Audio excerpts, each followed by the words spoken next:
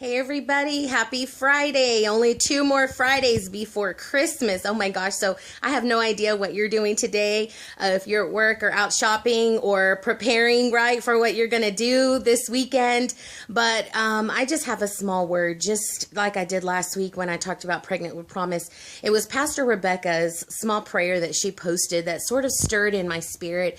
And I just feel it today, just a continuation. It almost felt like it was its own Advent series, this prayer that Pastor Rebecca had shared. And it was this simple prayer that I've sort of been letting kind of fester, I guess, in my spirit. And it was, find your word, stay pregnant with promise, wait well, pray with grit, and humble yourself and your heart to the perfect will of God. And so, stay pregnant with promise, we talked about last week, that waiting well. How many of us wait well? I mean, goodness gracious, I find myself in a season of waiting right now. We've been waiting for one of my really good friends, Taya Garza, to have her baby. We've been waiting. She's been walking. She's been, anticipating, all of us, this arrival of baby Alora. And she's still not here yet as of today. Right now, but babies come when they come, right? So that anticipation, that waiting well, what does that look like? I mean, even in our own lives, right? We wait in this Advent season.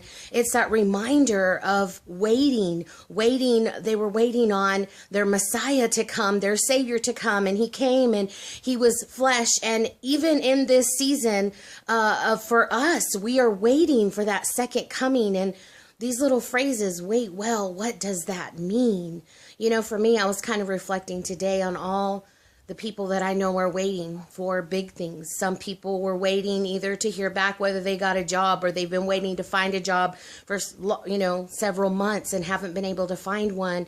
Maybe they're waiting for their children to come back to the Lord. I know I'm waiting for some family of my own, right, to come to that realization that Christ is their Savior.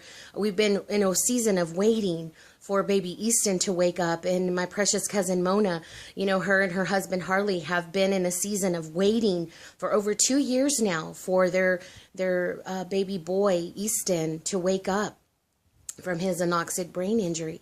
And some things are deep. Some places we wait and there aren't human words or human ability to be able to understand why we're waiting so long for certain things, or why certain things happen, or, what is God's timeline in this situation. It feels as though we're waiting on God to do something.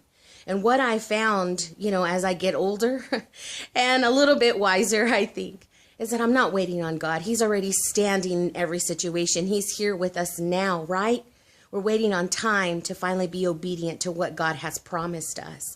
And I think today that's an encouragement for you. I don't know what you're waiting on. I don't know if something devastating has happened and you're waiting on something from God to do, for him to move. I don't know. But I do know that a lot of times we're not waiting on God. He's already there in your circumstance. He's there in your situation. Nothing is a shock to him. What we might be waiting on is for time to finally submit itself to God's perfect will, because God is in charge, right? He laid out the foundations of the earth. He laid out the beginning and the end. He himself has no beginning and end. He is eternal, just as we are. But time, our time here on this earth, right, is limited. And so, I just pray for all of you in this season that maybe you're waiting and it feels excruciating at times. I kind of know what some of that might feel like in certain situations. I don't. But today, just know that God has not left you.